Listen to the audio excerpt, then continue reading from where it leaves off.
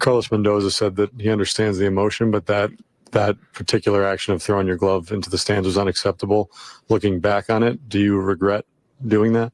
No, I don't regret it. I think I've been looking the worst team in probably in the whole MLB. So, whatever happened. So to clarify what you said, just because I didn't fully understand. Did you say I'm on the worst team? Is that what you had said?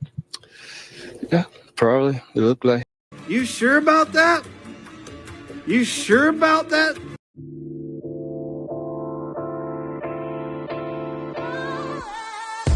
Welcome back to another episode of Sweet Cards, Dude, presented by Houston Card Exchange. On tonight's episode, we're going to get into the Jorge Lopez tossing his glove into the crowd and getting ejected incident.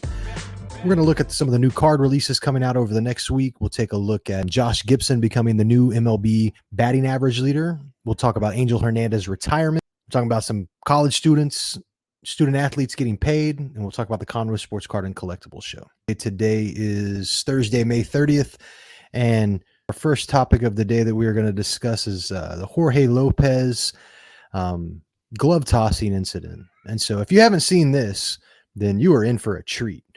Yeah, Jorge Lopez, he was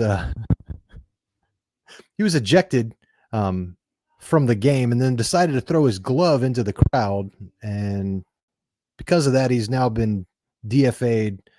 And so we'll see where he ends up. But I mean, I don't know. This dude just has no kind of remorse for what he did.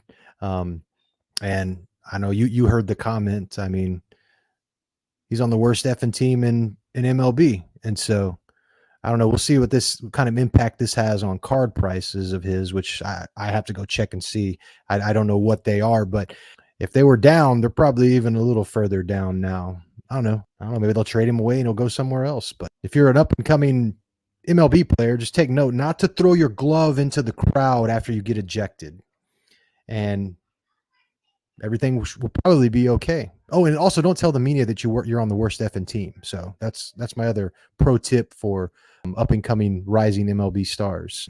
I don't know. Let me know what y'all think about that in the comments. Was he out of line for throwing his glove into the crowd, or saying that he was on the worst effing team in the league? All right, let's get into some new card releases. So on May 29th, we have 2024 Fire Ball Game Relics Baseball Box, 2024 Bowman Baseball Mega Box in the 20-box case. We have 2023-24 Panini Donruss Optic Basketball Choice Box. That's coming out on the 31st. 2024 TriStar Hidden Treasures Autograph Football Jersey Edition Box. Disney Lorcana. Ursula's Return, a few different variations of that are also coming out on the 31st. Yeah, Disney Lorcana. I've seen that around a lot. I know that it's getting very popular. I know that when I'm checking out the shelves at my local Target or Walmart, those Lorcana spots are typically empty. So I know that it's a hot selling product. So if there's anybody that is into Lorcana, I'd love to hear from you. Just send me a DM or leave a message in the comments. And would like to get the lowdown on Lorcana and see what that is actually about. It's just because it's not a sports card doesn't mean it's not a sweet card, dude. Sorry. There'll be a corny sweet cards, dude, joke like that in every episode. Just expect that. So for June 5th, we have 2023-24 Upper Deck Synergy Hockey Hobby. We have the Upper Deck Marvel Flair Hobby. 2023-24 Upper Deck Extended Series Hockey, 2023-24 Upper Deck Extended Series Hockey Blaster Box, but it's a 20-box case. We also have 2024 Pieces of the Past 1800s Edition, 2023-24 Panini Obsidian Basketball Hobby Box. That'll probably be a popular one that's out there. We also have on June 7th, we have Pokemon Scarlet and Violet Twilight Masquerade Build and Battle Deck Box. They also have the 6-box case of that. 2024 Press Pass Premium Football Hobby Box. 2023 Panini Immaculate WWE Hobby Box. And then Pokemon Vibrant Padilla Mini Tin Display. 2023-24 Topps G League Basketball Hobby Box. And then rounding it up for the final release of June 7th, Pokemon Scarlet and Violet, the Twilight Masquerade Build and Battle 10 Display. I'm starting to get a little bit more interest into kind of the TCG aspect. I know we have had HTX Nerd, our partner that kind of is in that space. He's been pretty busy lately, so we haven't been able to have him on. But luckily, next week we will have a guest that is in the TCG space, and hopefully I can get a good rundown and better understanding of Pokemon and kind of what it is all about. I've been deep into sports cards. I have a few Pokemon cards that my son has picked up. Never really got into it when I was younger, but I know there's a lot of excitement about it. The last couple of shows that we've been to, there's been a big presence from TCG. I know that the Pokemon cards and TCG cards in general, that's a huge, huge market that most sports cards people don't even really take a look at, but it's bigger than the sports card market. And so that'll be an interesting and great interview that we have lined up for our next episode for next week. So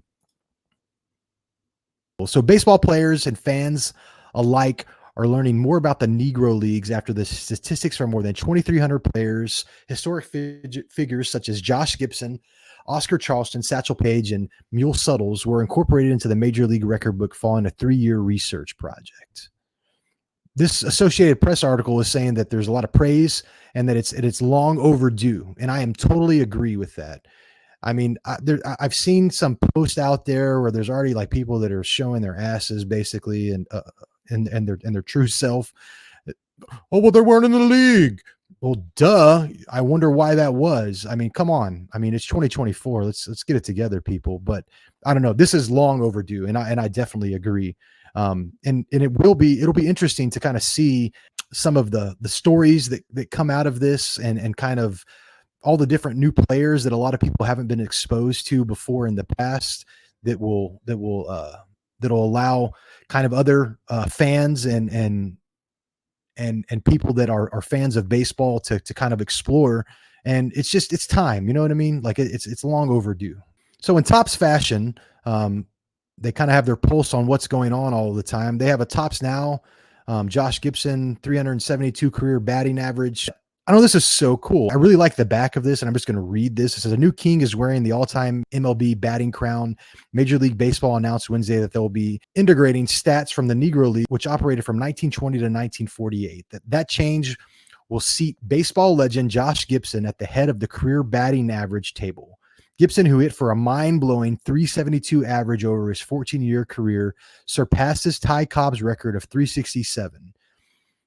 He also holds the single season batting average record as he hit 466 in 1943. That is crazy. That is crazy that these records have been out there, and here we are in 2024, and we're just kind of now like seeing this information. I'm sure the data has been out there, and it just hasn't probably been as accessible. But it's a really good moment for MLB and for baseball in general to kind of finally incorporate kind of this lost data that should have been out there forever. And you know, these players that were from the 20s and the 40s, they're kind of getting their flowers now. I mean, it's long overdue. And in other baseball news, the notorious umpire Angel Hernandez. We've all seen him. You've all seen the clips. You've all seen the highlights. I don't know. This dude, I don't know if he's getting old or he just can't see anymore. But like, I mean, we've seen the videos. Some of this guy's calls were horrible, but he announced his retirement. I believe it was at the end of last week, but his retirement was official on Tuesday.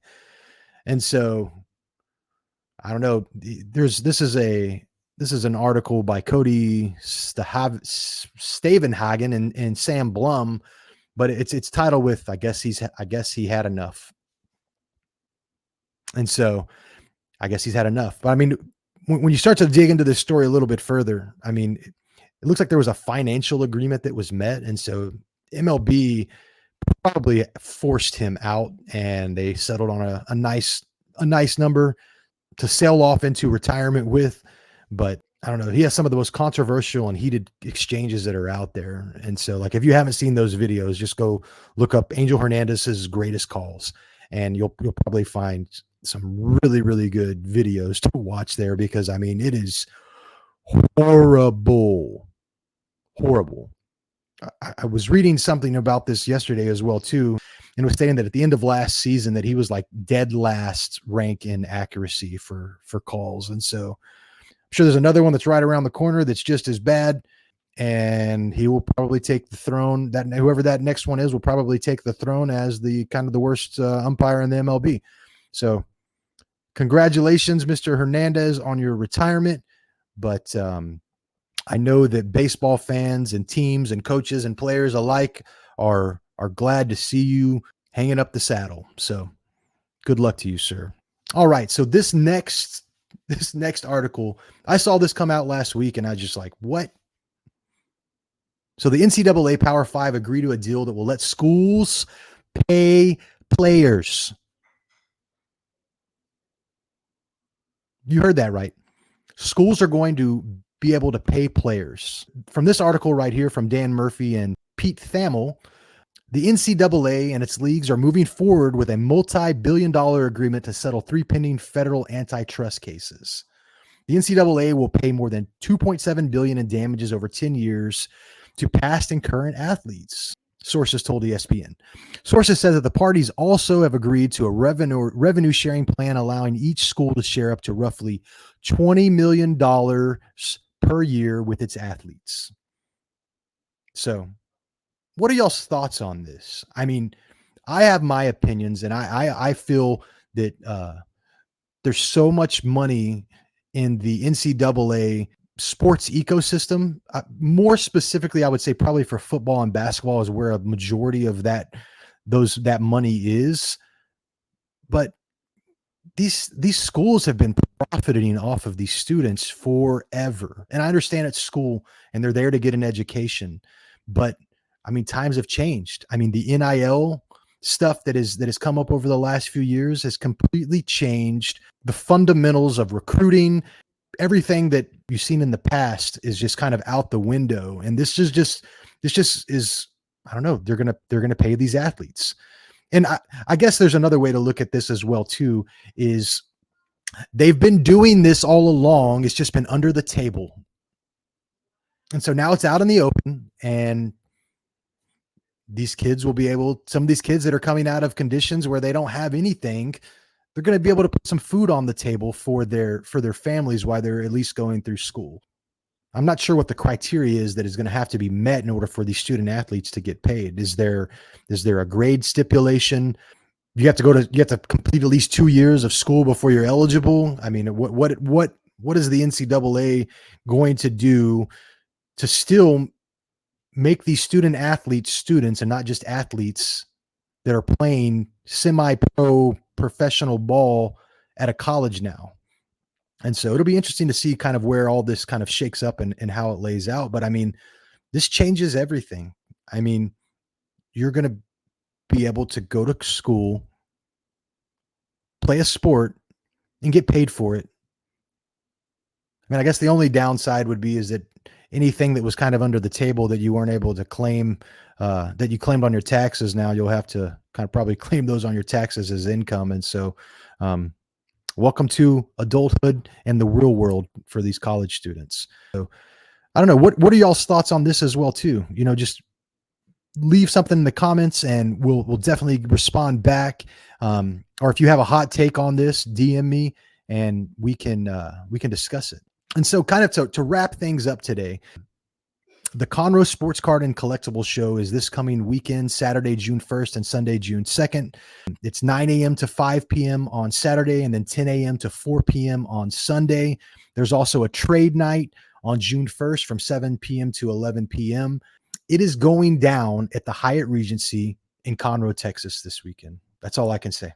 Like, this was the last show that we did. It was one of the best shows that I had been to in a really, really long time. There was so much traffic. The facilities are so nice. It was just an all around good time. And so if you're going to be in the Houston area or anywhere in South Texas, be sure to get down to the Hyatt Regency in Conroe, Texas, and come out to the Conroe Sports Card and Collectibles show. You're not going to miss us. Look for the Houston Card Exchange banners and you'll find us. As always, if you haven't subscribed, please subscribe to our channels. We're on Instagram, We're on Facebook. We're on Twitter, or X, I apologize. We're on YouTube. So wherever you consume, we're there for you.